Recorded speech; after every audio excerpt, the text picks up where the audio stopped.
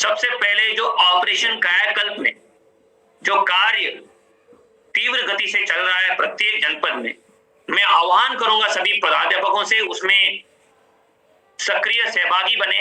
Composite grant की धनराशि गत वर्ष की भी बहुत सारे गांवों में गांव के खातों में पड़ी हुई है। इस साल की धनराशि भी गई है। जनपद लेवल पे, ब्लॉक लेवल पे इसकी प्राथमिकता तय की गई होंगी, निर्देश आपको दिए गए हैं। इसको पारदर्शिता पूर्वक हमें व्यय करते हुए 19 पैरामीटर जो संतृप्तिकरण के लिए हमने बीड़ा उठाया है, उसमें ज्यादा से ज्यादा संतृप्तिकरण इन पैरामीटर्स में हमें करना है और सक्रिय संपत्तियों को सृजित करना है। शौचालय की क्रियाशीलता सबसे अहम पैरामीटर है। पेयजल की व्यवस्था बहुत अहम पैरामीटर है। कक्षाओं में ब्लैक बोर्ड, व्हाइट बोर्ड या ग्रीन बोर्ड की व्यवस्था बहुत इंपॉर्टेंट है ताकि पठन पाठन सुचारू रूप से चले। एक अच्छा परिवेश मिलने के लिए स्कूल की रंगाई पुताई होना बहुत आवश्यक है। विद्युत संयोजन के पश्चात आंतरिक वायरिंग, जिसमें बहुत कम धनराशि व्यय होती है। हैंड वॉशिंग व्यवस्था जो बहुत इंपॉर्टेंट है। ये छोटे छोटे काम आसानी से कंपोजिट ग्रांट से हो सकते हैं। तो मैं प्रधानाध्यापकों को आह्वान करता हूं कि अपना नेतृत्व प्रदान करें और टीम बनाकर ग्राम पंचायत के सहयोग से कायाकल्प में वहां क्रियान्वयन सुनिश्चित करें। अपने ग्राम स्तरीय कर्मचारीगण जैसे सेक्रेटरी हैं, ग्राम विकास अधिकारी हैं, ग्राम प्रधान जी हैं और अन्य कर्मचारी हैं, उन सबके साथ समन्वय और कोलैबोरेशन बहुत जरूरी है। कोलैबोरेशन से हम जीत पाएंगे। और अगर कोई समस्या आती है उसको सूचीबद्ध करके जो बीओ साहब को मासिक बैठकों में अथवा अन्य फोरम में जरूर उपलब्ध कराएं। हमने निर्देशित किया है बीओस को कि सब समस्याओं को सूचीबद्ध करें और उसको त्वरित गति से चरणबद्ध रूप से निस्तारित करें, गुणवत्तापूर्वक निस्तारण करें। अगर ये नहीं हो रहा है तो मैं अनुरोध करूंगा कि हमारे टोल फ्री नंबर पे संपर्क करें, डीएसए साहब से संपर्क करें, उनके कार्यालय संपर्क करें, जिलाधिकारी महोदय और सीडीओ महोदय से उसको संज्ञान में लाएं ताकि वो समस्याओं का हल कराएं। और किसी भी स्तर पर कहीं पे भी आप हौसला ना गवाएं। अगर कहीं पे समस्या निराकरण नहीं होता है तो एक हमारे विभाग में एस्केलेशन मैट्रिक्स तय है। हमने देखा है बहुत सारी समस्याएं हल होती हैं, बस आपको उसमें कदम बढ़ाना है। किसी भी व्यवस्था में आप देखेंगे, किसी भी कार्यालय में, घरेलू व्यवस्था में भी समस्याएं तुरंत हल नहीं होती, उसमें प्रयास करना पड़ता है। और ये लीडरशिप का लक्षण है कि आप अपने साथियों के लिए, अपने बच्चों के लिए एक बेहतर परिवेश के लिए प्रयास कर रहे हैं और इसके लिए आपको सारे हथियार आपके पास जो हैं, जितने भी अधिकार आपको प्रतिनिधित्व किए गए हैं, वो सबका प्रयोग करने के लिए कोशिश करनी पड़ेगी। दूसरा बिंदु है कि जो अभी ठंड का मौसम आने वाला है, अभी जो डीबीटी की धनराशि गई है उसमें बच्चों को यूनिफॉर्म, स्वेटर, विशेषकर स्वेटर की व्यवस्था, यूनिफॉर्म की व्यवस्था 100% हमारे बच्चे उसको उसी के साथ स्कूलों में अटेंड करें। अभिभावकों को प्रेरित करें, उनके छोटे छोटे समूह में उनको बुलाते हुए, गृह भ्रमण करते हुए, उनको आप प्रेरित करते हुए सुनिश्चित करें कि 100% सामग्री का क्रय हो। जूते, मोजे, सॉक्स, बैग आदि सामग्री का व्यय करें। अगर कोई अच्छी सामग्री उन्होंने ऑलरेडी खरीद के रखी है तो उसकी जगह पे और बेहतर व्यवस्था की तो सामग्री अभी जरूरत है बच्चों को, चाहे वो स्वेटर हो, बैग हो, उसको खरीदने में उनको प्रेरित करें ताकि कोई भी बच्चा बिना इन सामग्रियों के, बिना इन उपलब्धियों के ना दिखे। ये हमें प्रयास करना पड़ेगा। मुझे विश्वास है कि वहां जो हमारे 6,24,000 शिक्षक साथी हैं जो अपने अपने स्कूलों में कार्य कर रहे हैं, अगर इन्होंने ठान लिया और अभिभावकों को प्रेरित किया तो एक सामूहिक व्यवहार परिवर्तन आएगा, सामूहिक अनुश्रवण हो जाएगा और 100% अनुपालन और संतृप्तिकरण में हम कामयाब हो पाएंगे। हम हमेशा जानते हैं ये छोटी छोटी चीजें बहुत मायने रखते हैं, लेकिन ये डिटेल की बातें हैं। ये हो सकता है कि बहुत कठिनाई का काम है, लेकिन मुझे विश्वास है कि आप चंद कदम बढ़ाएंगे और हमारे विभाग को गौरवान्वित करने के लिए इसको कोशिश करेंगे तो सभी अभिभावक, सभी समुदाय, सभी जनप्रतिनिधिगण, सारे मीडिया के लोग आपसे जुड़ जाएंगे। जो संपत्तियां अभी बन रही हैं उनका रखरखाव बहुत इंपॉर्टेंट है। आपने देखा होगा, सुना होगा कि मेरा विद्यालय स्वच्छ विद्यालय अभियान हमने प्रारंभ किया है, जिसके तहत विस्तृत कार्यक्रम हमने किया है। ये सिर्फ एक स्वच्छता का अभियान नहीं है, ये हमारे बच्चों को आगे की जिंदगी के लिए तैयार करने का अभियान है। उनको लर्निंग बाय डूइंग करते हुए सीखने की एक लगन उनके साथ उनमें पैदा करने की और ये भावना लाने के लिए ये अभियान है, जिसमें शिक्षक और अभिभावक और बच्चे सब मिलकर, विशेषकर बच्चों का रोस्टर लगाते हुए अपने स्कूल के प्रांगण का, अपने कक्षाओं का, स्कूल के वेरांडास का, किचन शेड का, शौचालय का, हैंड वॉशिंग व्यवस्था का, हैंडपंप का, सभी संपत्तियों के स्वच्छता के लिए, उनके रखरखाव के लिए कार्य विभाजन करते हुए, एक दूसरे से टीम वर्क करते हुए, एक दूसरे को प्रेरित करते हुए, सीखते हुए हम लोग उसका रखरखाव करें। ये व्यवस्था शाश्वत है। अनेक देशों में भी, विदेशों में भी यही व्यवस्था से स्कूलों का रखरखाव, संपत्तियों का रखरखाव होता है और ये एक बहुत ही इंपॉर्टेंट गतिविधि है। इसको हमें अंगीकार करना पड़ेगा और इसमें बच्चों को एक दूसरे के साथ टीम वर्क करते हुए, सीखते हुए, और कोई भी अगर मन में भेदभाव समाज उनको सिखाता है, उसको दूर करने के लिए एक भावना सिखाता है, वो एक बहुत अमूल्य सीख है। उस सीख को उनमें पैदा करने के लिए हमें ये अभियान आपके नेतृत्व में कराना है। तो इस अभियान को आप अपने अपने स्कूलों में जरूर चलाएं। मैं आपसे इसमें विनम्र अनुरोध करता हूं। साथ ही जो कुछ क्रिटिकल टास्क हमें इस महीने में करना है, जिसके लिए एक छोटा सा प्रस्तुतिकरण आपके सामने मैं दिखाना चाहूंगा।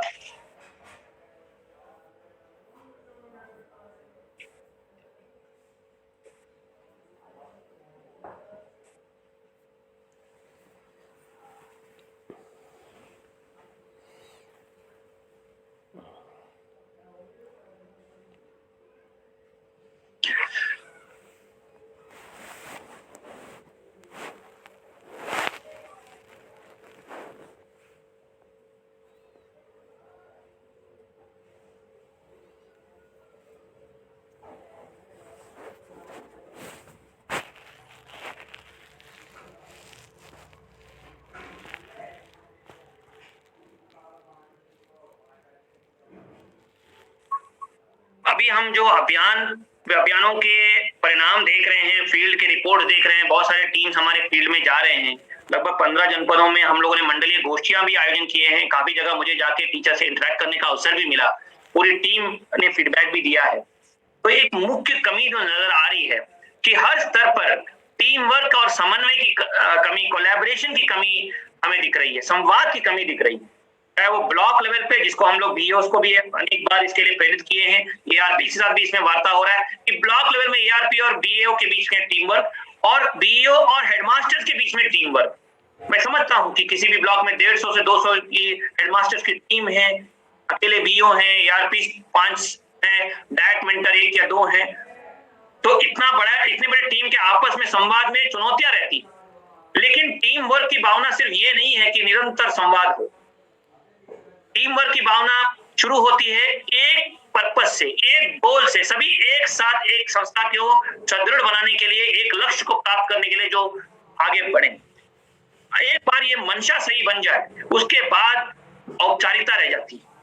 ये मंशा हमें बनाना है कि हमें हर एक विद्यालय को निपुण विद्यालय, आदर्श विद्यालय बनाना है, अपने क्लस्टर को जिताना है, अपने ब्लॉक को जिताना है और एक टीम में पूरे पारदर्शिता के साथ एक दूसरे से संवाद करते हुए एक दूसरे के लिए समस्या निदान करने के लिए ताकत बने, एक दूसरे के लिए सीख का जरिया बने, एक दूसरे के अचीवमेंट्स पे, प्रयासों पे गर्व महसूस करें। ऐसा टीम वर्क दिखना चाहिए और यही टीम वर्क स्कूलों में भी दिखना चाहिए कि हेडमास्टर प्रत्येक सप्ताह जो मीटिंग करते हैं उसमें सारे बातों की खुलकर चर्चा हो। अगर कोई इमोशनल बातें हैं, व्यक्तिगत बातें हैं, कोई समस्या है, उसको भी पारदर्शिता सामने रखें और उसका निदान ढूंढने के लिए हम प्रयास करें। ये एक बहुत महत्वपूर्ण गतिविधि है और ये अगर नहीं होगा, स्कूलों में टीम वर्क नहीं दिखेगा, संकुल के साथ आपका संवाद नहीं है, हेडमास्टर के साथ आपका संवाद नहीं है, तो समस्याएं दूर नहीं होंगी, आदर्श विद्यालय नहीं बनेगा और निपुण भारत अभियान सफल नहीं हो पाएगा। तो इसलिए हम कर रहे हैं और अभी बहुत सारे हमारे मेंटर टीचर्स और अन्य अधिकारीगण जाके स्पॉट असेसमेंट्स कर रहे हैं, कक्षाओं का अवलोकन कर रहे हैं। तो हम देख रहे हैं कि बहुत सारी गतिविधियां हो रही हैं या कहीं ना होते हुए भी नजर आ रही हैं। सबसे इंपॉर्टेंट अगले 1 महीने में जो हमें गतिविधि करनी है कि हर एक कक्षा गतिविधि आधारित हो, लेसन प्लान आधारित पढ़ाई हो, ये सबसे इंपॉर्टेंट है। तो शैक्षणिक योजना आपको संदर्शिका मॉड्यूल में कक्षा 1 से 3 के लिए दी गई है। 4 और 5 के लिए निर्देशिका मॉड्यूल जो प्रथम का मॉड्यूल है वो दे रहे हैं। कक्षा 6 से 8 के लिए हम वर्कशीट्स आपको भेज रहे हैं और प्रथम सप्ताह से नियमित रूप से नवंबर के प्रथम सप्ताह से नियमित रूप से वो जाएगा। उसका प्रयोग कक्षाओं में अपने कैलेंडर के अनुसार दैनिक पाठ्यक्रम के अनुसार कालांश में होता रहे। ये सबसे इंपॉर्टेंट। अगर इस बिंदु को, यही हमारे निपुण भारत अभियान की आत्मा है, अगर इस बिंदु पे हमने केंद्रित कर दिया हमारा ध्यान, तो मुझे लगता है हम निपुण भारत जरूर सफल होते हुए प्राप्त करेंगे। और लेसन प्लान आधारित पढ़ाई जो हमारी इतने सालों की सपना है कि स्ट्रक्चर्ड पेडागोजी हम करा लें। हर एक लेसन प्लान में जो गतिविधियां दी गई हैं, चाहे वो पोस्टर के कन्वर्सेशन चार्ट, बिग बुक्स का प्रयोग हो, चाहे वो लाइब्रेरी की किताबों का प्रयोग हो, रीडिंग बुक्स का प्रयोग हो, जो कार्य पुस्तिकाओं की गतिविधियां हो, चाहे वो गृह कार्य के लिए गतिविधि दी गई हो, या कक्षाओं के भीतर जो विभिन्न समूह कार्य करते हुए बच्चों से खेल खेल में कहानियां, कविताएं के माध्यम से पढ़ने की बात हो। जो लेसन प्लान उस दिन के दी गई है उसको एक दिन पहले आप अभ्यास करें और उसको अगले दिन हर एक शिक्षक हेडमास्टर्स के नेतृत्व में, हेडमास्टर्स के प्रेरणा से वो हम लोग पूरा कराएं। कुछ जनपदों में अच्छा काम हो रहा है, हम देख रहे हैं, तो फीडबैक प्राप्त हो रहा है। लखनऊ, कासगंज, वाराणसी, अमेठी, कन्नौज में हम देख रहे हैं कि शैक्षणिक योजना का प्रयोग अच्छे मात्रा में हो रहा है। हम चाहेंगे कि ये जो डेटा आ रहा है उसमें किसी तरह का फर्जीवाड़ा ना हो। हर स्तर पर डेटा, क्योंकि हमारा जो विद्या समीक्षा केंद्र यहाँ लखनऊ में बना हुआ है उसमें बहुत सारा डेटा एनालिसिस हम लोग कर पा रहे हैं अभी, और बहुत सारा डेटा निकल के आ रहा है कि कहाँ कहाँ पे हीट मैप्स और डैशबोर्ड के माध्यम से, विभिन्न एनालिसिस के माध्यम में आर्टिफिशियल इंटेलिजेंस का प्रयोग करते हुए हम ये परख पा रहे हैं कि किन किन जनपदों में, ब्लॉकों में, क्लस्टर्स में, स्कूलों में लेसन प्लान की पढ़ाई हो रही है, वह बच्चे कितने ग्रेड कॉम्पिटेंट हो रहे हैं, उनका ट्रेंड लाइन क्या है, क्या वहां पे हमें बच्चों को और बेहतर पढ़ाई कराने में हम लोग कामयाब हो रहे हैं, उनको और ग्रेड कॉम्पिटेंट बना रहे हैं, क्या उनमें oral reading fluency, reading comprehension और गणितीय दक्षताओं को प्राप्त करने में हम सफल करा पा रहे हैं। ये डेटा एनालिसिस हो रहा है, और अगर कहीं डेटा फर्जीवाड़ा होता है तो वो भी उसमें पकड़ में आ जाएगा। ये बहुत आसानी से हम लोग कर पाएंगे। तो अभी हम लोग स्पॉट असेसमेंट्स करा रहे हैं, सैंपल असेसमेंट्स करा रहे हैं हमारे के माध्यम से। आगे स्वतंत्र टीम एक जनपद से दूसरे टीमों में, जनपदों में भेजेंगे, डीएलएड स्टूडेंट्स के माध्यम से, डायट स्टूडेंट्स के माध्यम से कराएंगे, स्वतंत्र एजेंसीज के माध्यम से हम कराएंगे, और देखेंगे कि हर ब्लॉक में सैंपल असेसमेंट में क्या डेटा निकल के आ रहा है, उसको हम क्वांटिटेटिव बना पाएंगे, रन रेट आधारित बना पाएंगे, ये प्रदर्शित कर पाएंगे कि बच्चों में सैंपल असेसमेंट में कितना लर्निंग आउटकम प्राप्त बच्चे निकल के आ रहे हैं, क्या उस कक्षा की दक्षताएं प्राप्त करके ग्रेड कॉम्पिटेंट बच्चे हो रहे हैं कि नहीं हो रहे हैं। और ये आउटकम आधारित पढ़ाई हम करा पाएंगे, लर्निंग आउटकम्स के आधारित, कॉम्पिटेंसी आधारित पढ़ाई हम करा पाएंगे। जो जनपद अभी डेटा के अनुसार अभी दिख रहा है कि जहां शैक्षणिक योजना का प्रयोग नहीं हो रहा है, मैं बस झलक दिखा रहा हूं, लेकिन लगभग सभी जिलों में यह स्थिति बहुत चिंतनीय है कि अभी तक मॉड्यूल देने के बावजूद भी, इतने बार निर्धारित पाठ्यक्रम को समझाने के बावजूद भी, प्रशिक्षण होने के बावजूद भी लेसन प्लान आधारित पढ़ाई नहीं हो रही है। संदर्शिका का प्रयोग 100% होते हुए नहीं मिल रहा है। जो शैक्षणिक सामग्री दी गई है, इतने अद्भुत सामग्री, चाहे साइंस किट्स, मैथ्स किट्स और लाइब्रेरी किट बुक्स हो, बहुत सारी सामग्री और हम अभी देने वाले हैं, जिसमें खिलौने, पजल्स, गेम सब कुछ उसमें सम्मिलित है। वो सब सामग्री हम आपको दे रहे हैं। वो उसके माध्यम से बच्चों को एक रोमांचक वातावरण देते हुए, अच्छे परिवेश में उनको प्रेरित करते हुए पढ़ाने की एक माहौल हमें कक्षाओं में सेट करना है। अगर ये सब अगर हो रहा है तो कैसे स्टूडेंट अटेंडेंस अभी भी 50 से 60% के बीच में ही दिख रहा है, कैसे इतनी बड़ी मात्रा में टीचर एब्सेंटीज्म दिख रहा है, ये हमें सुधार करना पड़ेगा। मैं अगले 2 साल तक हम यही मॉनिटर करेंगे।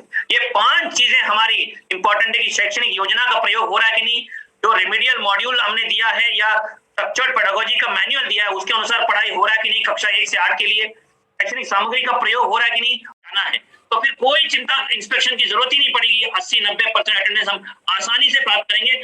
अपने आप अभिभावकों से लड़के आएंगे कि मुझे आज मेरे टीचर के पास जाना है, वो हमें क्या सिखाएंगे ये हमें देखना है। इस धारणा से वो स्कूलों में आएंगे और फिर हमें किसी भी तरह की इंस्पेक्शन की जरूरत नहीं पड़ेगी। अगर 100% सभी शिक्षक अटेंडेंस, समय से स्कूल खुलने का, समय से स्कूल चलने का, पठन पाठन का कार्य और weekly calendar, daily time table follow हो जाए, मिड डे मील के निर्धारित समय के आधार ही मिड डे मील संचालित हो, तो मेरा विश्वास है कि हम कामयाब होंगे निपुण स्कूल में। तो ये डेटा का अध्ययन हर स्तर पे होना चाहिए, स्तर लेवल पे, ब्लॉक लेवल पे, जिले लेवल पे, डायट लेवल पे, और हम प्रदेश लेवल पे इसका एनालिसिस निश्चित रूप से करते रहेंगे और हमें इसमें ट्रेंड लाइन में दिखना चाहिए। जो डेटा असेसमेंट्स का आ रहा है, बहुत अच्छे डेटा निकल के आ रहा है कि बच्चों का निपुण लक्ष्य ऐप के माध्यम से एआरपी असेस कर रहे हैं। तो हम लोग सेंसस परीक्षा, त्रैमासिक परीक्षा भी करा रहे हैं। अभी लखनऊ मंडल का पूरा हुआ है, हर जनपद में हम ये परीक्षा भी कराने वाले हैं। हर 3 माह में ये हम लक्ष्यों का परीक्षण कराएंगे कि बच्चों ने क्या प्रगति दिखाई है। सरल ऐप के माध्यम से ये होगा, ऑटोमेटिकली डेटा कैप्चर होगा। कक्षा 4 से 8 के बच्चों का हम डेटा कैप्चर करके उसको स्टोर कराएंगे, उनके हैंडराइटिंग से स्टोर कराएंगे। कक्षा 1 से 3 में बच्चों का जो टीचर रिकॉर्ड करेंगे ओएमआर शीट्स में, वो हम रिकॉर्ड कराएंगे और उसका बहुत अच्छी तरह अध्ययन करके बच्चों तक रिपोर्ट कार्ड हम यहाँ से प्रिंट करके भेजेंगे। ये नियमित रूप से प्रक्रिया चलती रहेगी और इसी तरह थर्ड पार्टी असेसमेंट भी नियमित रूप से चलती रहेगी, ताकि हर स्तर पर हम लोग नियमित समीक्षा करते रहे, नियमित आकलन करते रहे और निरंतर सुधार दिखे। तो 2 गतिविधियां जो सबसे इंपॉर्टेंट अगले 1 महीने में हमें संतृप्त करना है, ये लेसन प्लान आधारित पढ़ाई हर कक्षा में हो। और अगर इतनी बड़ी हेडमास्टर्स का काडर, अगर 1,36,000 स्कूलों के हमारे हेडमास्टर्स और हमारा जितनी भी 40,000 शिक्षक संकुल और ईआरपी एसआरजी सभी लोगों ने ठान लिया, तो ये कामयाबी होगी हमारी कि 1 महीने के भीतर हम ये संतृप्त कर सकते हैं कि हर कक्षा यूपी का लेसन प्लान आधारित पढ़ाई करा रहा है, स्ट्रक्चर पढ़ाई करा रहा है, गतिविधि आधारित पढ़ाई करा रहा है और छात्र केंद्रित कक्षाओं का संचालन करा रहा है। ये बहुत बड़ी उपलब्धि होगी। सारे एजुकेशन इंडिकेटर्स में जो 50% ज्यादा वेटेज हमारा लर्निंग आउटकम पे होता है, यूपी इतनी बड़ी छलांग मार देगा कि हम सब अपने आप को गौरवान्वित महसूस कराएंगे, पूरे देश के लिए, विश्व के लिए नजीर बना लेंगे कि यूपी ने लर्निंग आउटकम्स में और शिक्षा क्षेत्र में कमाल का काम करके दिखाया है। ये धारणा के साथ, ये हौसले के साथ, इस संकल्प के साथ हमें इसमें आगे बढ़ना है और नियमित आंकलन नियमित रूप से करते रहना है कि स्पॉट असेसमेंट्स में डेटा, मैं अनुरोध करूंगा जब भी एआरपी आपके पास आ रहे हैं या कोई स्वतंत्र टीम आ रही है, तो सबसे तेज बच्चे को आप आगे मत करिए, रैंडम आधार पे उठाइएगा बच्चों को और उसका असेसमेंट जरूर कराइए, ताकि हम ये परख पाए कि हमारी कक्षाएं कहाँ हैं और आप ही को चित्र दिखने को मिलेगा। तो आप चित्र देखेंगे, उसके अनुसार आप अपना सुधारात्मक कार्रवाई करेंगे, गतिविधियों में सुधार कराएंगे, पठन की गतिविधियों में बेहतर विश्वास कराएंगे, बच्चों को और अच्छा माहौल देंगे जहां उनको बहुत प्रेरणा मिलेगी, अभिव्यक्ति और कल्पना शक्ति बढ़ाने की एक क्षमता मिलेगी। मैं अभी देखता हूँ स्कूलों में जाके बात करते हैं तो बहुत कम बच्चे अपने विचारों को अभिव्यक्ति कर पाते हैं। इसको हमें सुधार करना पड़ेगा और सभी बच्चों को एक प्रेरित करना पड़ेगा कि वो अपने सपनों को पूरा करें। ये 2 गतिविधियां हमें इसको संतृप्त करना 100% और अगले महीने के डैशबोर्ड में दोबारा प्रदर्शित करूंगा कि हर एक जनपद में क्या प्रगति है। तो सबसे इंपॉर्टेंट ये है कि संदर्शिका का प्रयोग 100% हो और इसमें सिर्फ कक्षा 1 से 3 नहीं, कक्षा 4 और 5 में भी प्रथम का निर्देशिका मॉड्यूल लेसन प्लान हमने दिए हैं, उसको भी सॉफ्ट कॉपी आपको भेज रहे हैं। जहां अभी ये किताबें हार्ड कॉपी नहीं पहुंची है वो भी हम पहुंचा रहे हैं।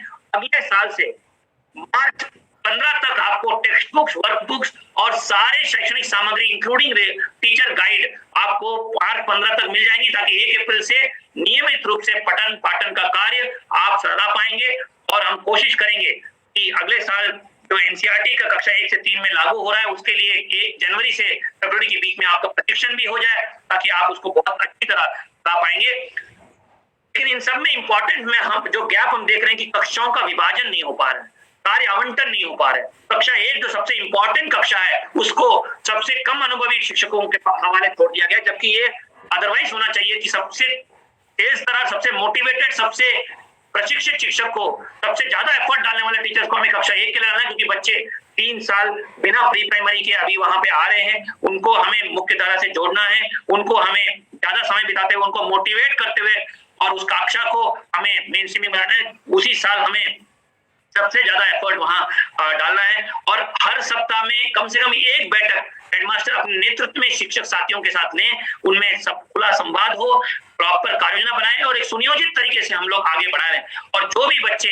हमारे निपुण लक्ष्य ऐप असेसमेंट में पीछे चल रहे हैं, उनको व्यक्तिगत ध्यान उन पे केंद्रित करते हुए उनको मुख्य धारा से जोड़ें। विशेषकर हमारे दिव्यांग बच्चे, आउट ऑफ स्कूल बच्चे, बच्चियां जो ड्रॉप आउट होने के कगार में है, उनके साथ आपको करना है। और इस सबके लिए जरूरी है हथियार ये भी है कि संवाद आप अभिभावकों से, समुदाय से, एसएमसी से करें, नियमित रूप से एटीएम्स होते रहे, नियमित रूप से एसएमसी की बैठकें होती रहे। गृह भ्रमण एक बहुत बड़ा हथियार है समुदाय में आपको सुपरस्टार बनाने का। समुदाय में सबसे अच्छी बात क्या होगी कि हमारे शिक्षक साथियों का, हमारे हेडमास्टर का पूरे गांव में सराहना हो, तारीफ हो, उनके दुआ मिलती रहे, उन सबकी आशीर्वाद हमें मिलता रहे।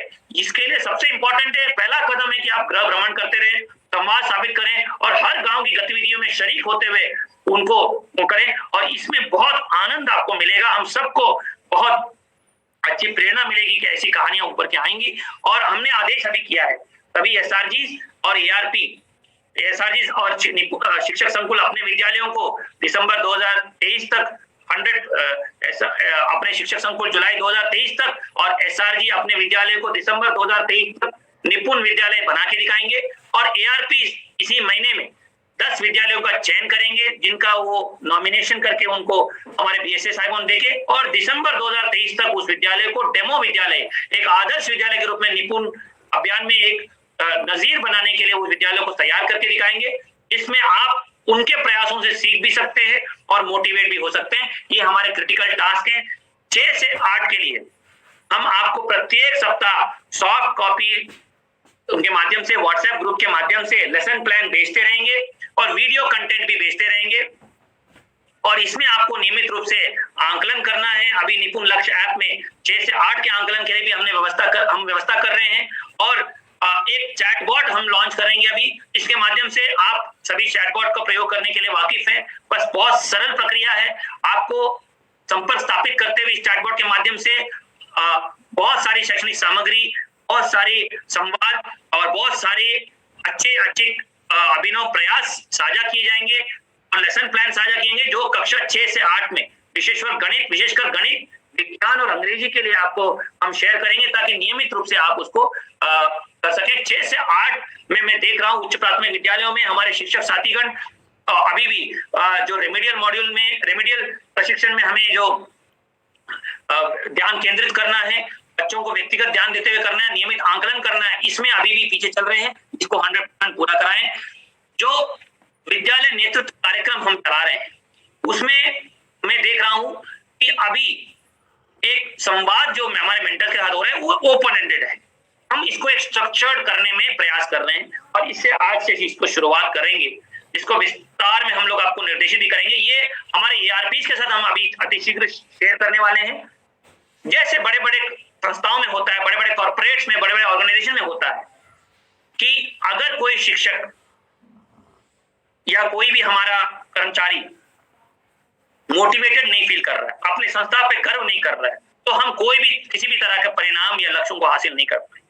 इसीलिए हम गहराई में जानना चाहते हैं कि एक शिक्षक क्या महसूस कर रहे हैं, क्या उनके समस्याएं हैं, क्या उन अपने आप को परख पा रहे हैं, क्या उनको और आगे परिकल्पना कर पा रहे हैं कि वो 5 साल 10 साल के बाद कहां पहुंचेंगे, उनके आकांक्षाएं क्या हैं, उनको काम करने के लिए और किस तरह के सशक्तिकरण हम कर सकते हैं, टूल्स उपलब्ध करा सकते हैं। इसके लिए एक प्रभावी संवाद और मेंटरिंग का टूल हम लॉन्च कर रहे हैं।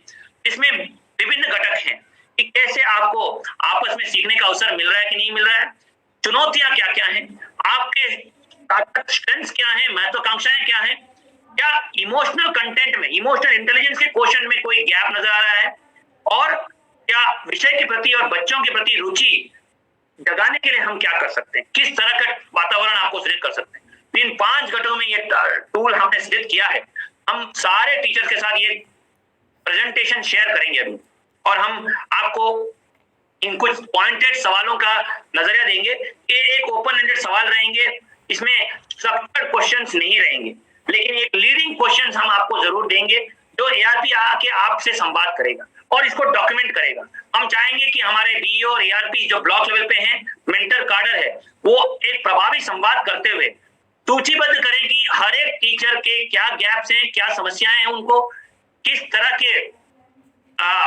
तरह के वातावरण में कमी है जो उनको हम लोग सुधार कर सकते हैं, और जहां जहां हस्तक्षेप करके as a system, as an organisation, as a person, as a leader हम कहां कर सकते हैं वो सुधार हम कराएंगे। और इसमें केंद्रीय भूमिका हेडमास्टर्स की रहेगी। मैं अनुरोध करूंगा आप स्वयं और आपके साथी स्कूल के जो सहायक अध्यापक, शिक्षा में अनुदेशक हैं, इस एक्सरसाइज में सक्रिय सहभागिता करें, खुलकर बात करें, ओपन कॉन्वर्सेशन हो, प्रोफेशनल समस्याएं हो, पर्सनल समस्याएं हो, इमोशनल इश्यूज हो, सारी चीजें टेबल पे आ जाए, चर्चा हो, और उसके बाद हम प्रत्येक दिन एक अद्भुत वातावरण वहां सृजित करें।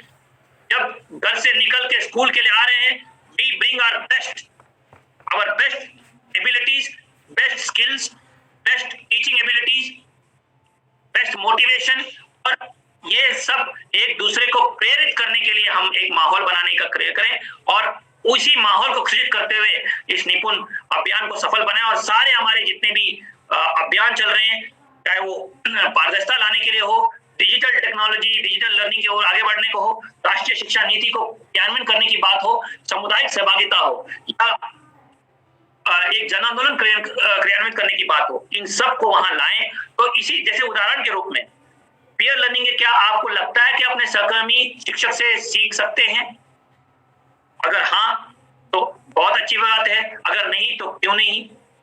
क्या आपको अपने नवाचार सभी के साथ शेयर करने का अवसर मिल रहा है?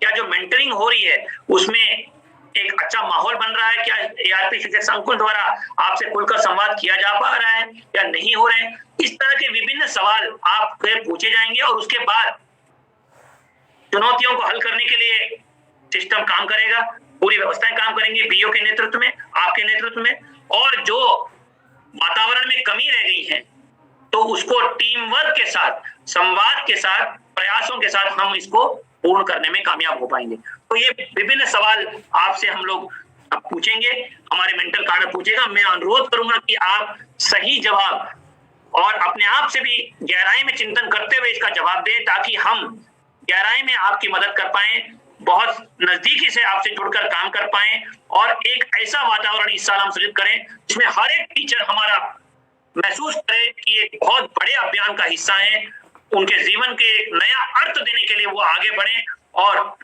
इस पुनीत कार्य में जुड़ते हुए हमारे बच्चों को सपनों को पूरा जरूर करें और अपने आप के लिए एक ऐसा लक्ष्य सिद्धांत निर्धारित करते हुए उसके ओर आगे बढ़ने के लिए आगे बढ़े, जैसे हमारी गीता में कहा गया है।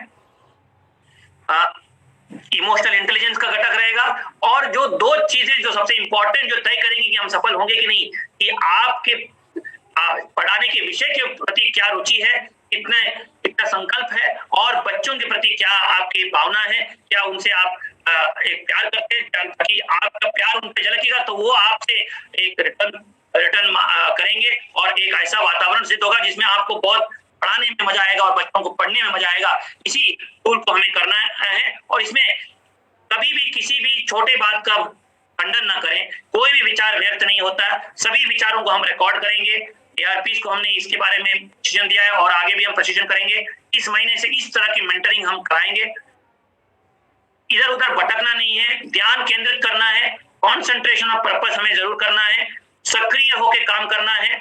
इसमें हम अपने एआरपी को बोल रहे हैं कि first you seek to understand, first you listen and then seek to understand. तो मैं कोशिश कर रहा हूं कि उनसे हम ये प्रयास करें कि सभी मेंटर्स आपके साथ बैठ के पहले आपकी बात सुने और ध्यान पूर्वक उनको साझा समझते हुए, अंगीकार करते हुए, उसके बाद आपसे खुलकर वो अपने विचार साझा करें और आपको सुझाव और बेहतरी के लिए और मेंटरिंग भी करें। तो हर एक स्तर पे इसका विश्लेषण होने के लिए हम ये मेंटरिंग टूल एक बना रहे हैं और उसके बाद कार्रवाई में हर अंतराल में हम इसको हर एक शिक्षक का एक डॉसियर, एक पोर्टफोलियो टाइप हम बनाएंगे और उसके बाद उसको नोट करते हुए, निरंतर सुधार करते हुए कोशिश है कि अगले 6 महीने में ऐसा वातावरण आपको मिले जिसमें आपको काम करने में बहुत मजा आए और हमको ऐसे परिवेश में आपको काम करते हुए देखते हुए भी मजा आए। तो इसमें अध्यापकों को केंद्रीय भूमिका रहना है, एक एजुकेशन लीडर एक के रूप में उभर के आने का ये अवसर है और ये सारे घटकों में सब चीज हम लोग रिकॉर्ड करेंगे ऐसे और आगे हम लोग करेंगे। मैं उम्मीद करता हूं कि आज हमारे विशेषज्ञों से इंटरेक्ट करते हुए आपको बहुत मजा आएगा। जो की टास्क हमने लिए हैं अगले 1 महीने में पूरा करने के लिए, लेसन प्लान आधारित पढ़ाई और स्पॉट असेसमेंट में डेटा में जो आ रहा है, ग्रेड कॉम्पिटेंट बच्चों की संख्या में निरंतर वृद्धि करने में हम क्या हो सके और इन सब में प्रोसेस हम स्थापित कर पाए जो आगे अनेकों साल तक हम आगे बढ़ाते रहे हैं। अद्भुत PLM हम आपके पास भेज रहे हैं, कक्षाओं में पढ़ाने के लिए बहुत अच्छे टूल्स आप देख रहे हैं, कायाकल्प में परिवेश सुधारने का काम हम कर रहे हैं, बहुत सारे गैर शैक्षणिक कार्य हैं, चाहे वो डीबीटी के माध्यम से जो पहले यूनिफॉर्म और अन्य सामग्री खरीदने के लिए आपको इधर उधर जाना पड़ता था, वो हमने उसमें न्यूनतम एफर्ट ही अभी करने के लिए किया है और अगले 1 साल में हम लोग 100% उसको बहुत ही स्मूथ सिस्टम बना पाएंगे। मानव संपदा के माध्यम से सारे व्यवस्थाएं आपको ऑनलाइन घर बैठे बैठे छुट्टियों स्वीकृति से लेके पे स्लिप तक मिलने की व्यवस्था हमने की। आगे और भी सारे चेंज रिक्वेस्ट जितने भी आपके अधिष्ठान संबंधित आवेदन होंगे, कोई भी चीज हम मानव संपदा के माध्यम से करने के और कगार में पहुंच रहे हैं। इसी साल हम उसको पूरा कराएंगे। सारे गैर शैक्षणिक कार्यों में हमको पृथक करने की कोशिश की जा रही है। जो भी प्रशासनिक दायित्व दिए जाते हैं, इसमें आपको निराश नहीं होना चाहिए। हम सबके अतिरिक्त कार्य होते ही हैं, हम पब्लिक वर्क में हैं, तो पब्लिक के लिए हमें हर स्तर पर तैयार रहना चाहिए, चाहे वो BLO के कार्य हो या कोई और कार्य हो जो अभी आ रहे हैं। समय का हैंडलिंग, टाइम मैनेजमेंट बहुत जरूरी होता है। जो कक्षाओं का टाइम है उसमें कभी त्याग नहीं करना चाहिए। कक्षाओं के टाइम में क्या इतर अन्य गतिविधियां या अन्य प्रशासनिक कार्य करना चाहिए। मैं आग्रह करूंगा, क्योंकि 200 से 240 दिन के भीतर ही शिक्षक शैक्षणिक कार्य होते हैं और प्रत्येक दिन सिर्फ 4.5 घंटे से कम समय आप एकेडमिक कार्यों में बिताते हैं, 7 घंटे से कम समय हम स्कूलों में बिताते हैं। तो ये चुनौती बड़ी चुनौती नहीं होनी चाहिए। सबको इसमें योगदान देना चाहिए, अपने सक्रिय भूमिका निभानी चाहिए और फिर हम पूरा विश्वास करते हैं एक टीम बन के जो हमारे सारे अधिकारीगण और हमारे 6,24,000 शिक्षक साथीगण मिलकर हम 2 करोड़ बच्चों को ट्रेड कॉम्पिटेंट बनाने में कामयाब हो पाएंगे और उनको अपने सपनों को पूरा करने के लिए आगे बढ़ा पाएंगे, जो हमारा मुख्य दायित्व है। मैं आप सबको बहुत बहुत शुभकामनाएं देता हूं हमारी पूरी टीम की ओर से और आशा करता हूं कि आप सब बहुत मोटिवेटेड होके और अपने बेस्ट परफॉर्मेंस देने में कामयाब होंगे और हम लोग सभी विजयी